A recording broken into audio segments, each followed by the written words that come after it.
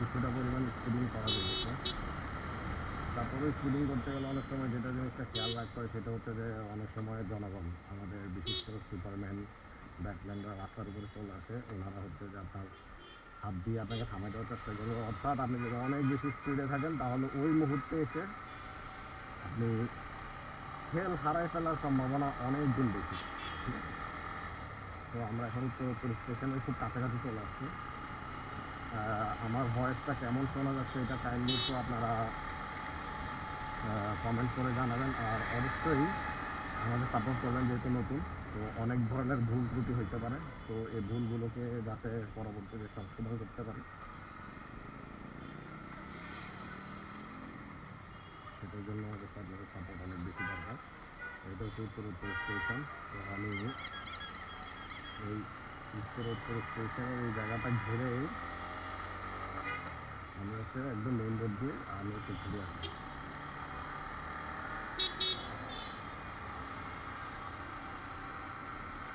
বিকালবেলা অবশ্যই এখানে অনেক মানুষ ঘুরতে আসে, যার কারণে ইয়ে হয়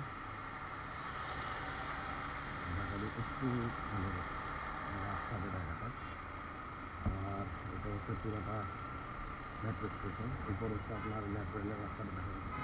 তো এখান দিয়ে আমরা যাবো, বেশি দূর যাবো না, জাস্ট হচ্ছে উপরে সামনে একটা চত্বর আছে, তো এই চত্বরটা দিয়ে মোটামুটি ঘুরে আসবো।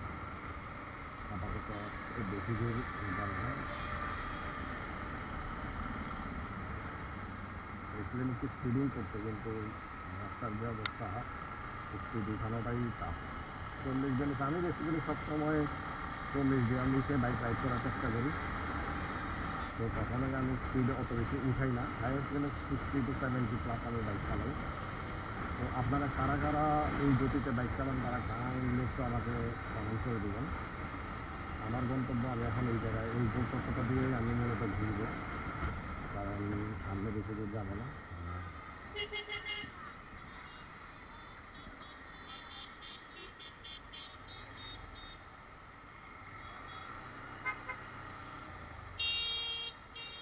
বাংলাদেশের অ্যাক্সিডেন্টের মূল কারণগুলোই হচ্ছে আপনার ইউটার্ন অথবা এই যে এই ধরনের গোল চক্কর দিয়ে ঘোরার সময় যে সমস্যাটা হয়, কোনো গাড়ি আপনাকে কোনো সাইড দিতে চাবে না।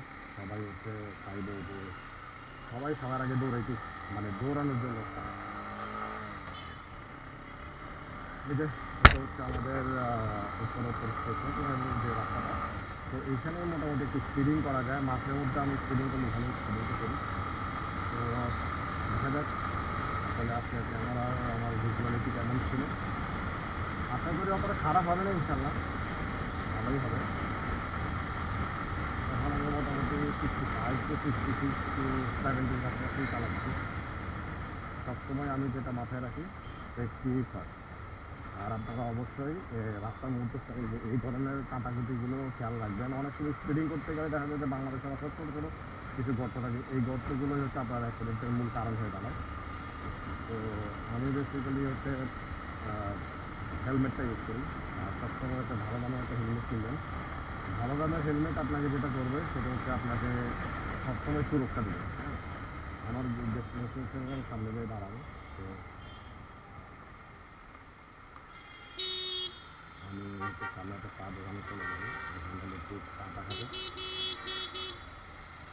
চাটা খেয়ে দেন হচ্ছে আবার রাইডটা স্টার্ট করবো ইনশাল্লাহ।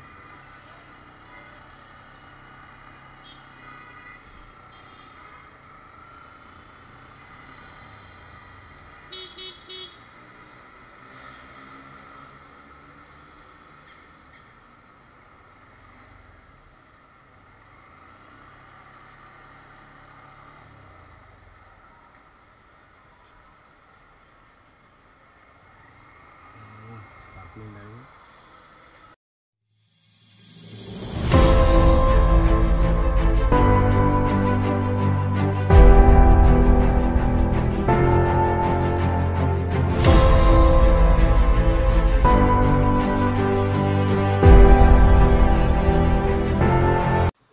তো গাইস, এটা ছিল আমার আজকের ভিডিও।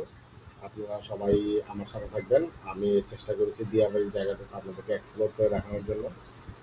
কেমন লেগেছে সবাই একটু কমেন্ট করে জানাবেন।